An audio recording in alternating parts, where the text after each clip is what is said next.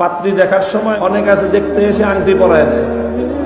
আংটি যে পরায় এতে কি মেয়ের আঙ্গুলে স্পর্শ হয় কি হয় না?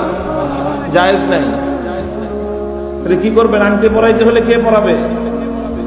আপনার ঘরে মহিলা নাই, আপনার মা নাই, মা না থাকলে বোন নাই, বোন না থাকলে ভাবি আছে, না থাকলে একজন পাড়া প্রতিবেশী একজন মহিলা নিয়ে আসবেন। আংটি পরাইতে হলে মহিলাকে দিয়ে মহিলাকে আংটি পরাইবেন। আপনার মা থাকতে আপনার আংটি পরাইতে কে বলছে? এই জন্য আংটি পরানো কি নিষেধ, কারণ আংটি পরাতে গেলে তার গায়ে স্পর্শ করতে হয়। ইসলামী শরীয়ত বিয়ের আগে পাত্রীকে দেখার অনুমতি দিয়েছে, কিন্তু স্পর্শ করার অনুমতি দেয়নি। পাত্রীকে দেখা যাবে, অনেক সময় আবার অনেকে করে কি, দুইজনকে এক ঘরে দিয়ে ঘরের দরজা বন্ধ করে দেয়, বাকিরা সব বাইরে চলে যায়, যে তারা একান্তে কিছু নিজেরা একজন আরেকজনকে একটু বোঝাপড়া করুন। বিয়ের আগে এরকম আজনবিয়া ভিন নারী পুরুষকে একান্তে সঙ্গোপনে তাদেরকে একত্রিত হতে দেওয়া যাবে না, এটাও হারাম। লা ইয়াখলুওয়ান্না ইমরাআতুন, কোন নারী কোন আরেকজন পুরুষের একান্তে গায়রে মাহরাম নারী পুরুষ একত্রিত হবে না। কি করতে হবে? সেখানে এমন একজন থাকতে হবে, অথবা এমন ভাবে ঘরের দরজা জানালা খোলা রাখতে হবে যাতে ঘরের ভিতরে কি হচ্ছে বাহিরের সবাই যেন কি করে বুঝতে পারে।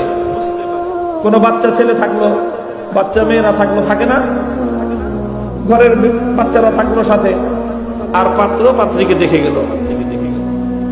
পাত্র দেখতে আসে পাত্রীকে, সাথে দুলাভাই, মামা, খালা, মামা, খালু, চাচা, বাপ, ভাই ব্রাদার সব নিয়ে এসে পাত্রী দেখে। বাদশা এরকম যে এটা গরুর হাটে গরু কিনতে আসছে, বদতমিজ এগুলো।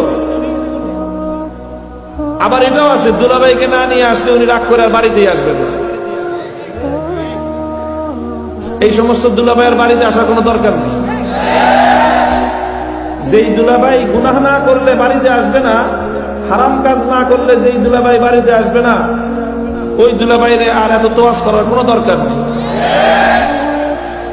দুলাভাইয়ের জন্য বিবাহের আগে আর পরে কি সবসময় তো দুলাভাইয়ের জন্য তো শালার বউ দেখা হারাম। শুধুমাত্র পাত্রের বিয়ের পরে এই পাত্রের স্ত্রীকে দেখতে পারবে তার বাবা, কিন্তু পাত্রী দেখার সময় ছেলের বাবাও পাত্র দেখতে পারবে না। ছেলের বাবা পাত্র দেখতে শুধুমাত্র পুরুষদের মধ্য থেকে পাত্র নিজে পাত্রীকে একবার দেখতে পারবে, তাও এমন ভাবে দেখবে যেন এতে পাত্রীর কোনো অসম্মান না হয়, অমর্যাদা না হয়, তার কোনো অপমান না হয়।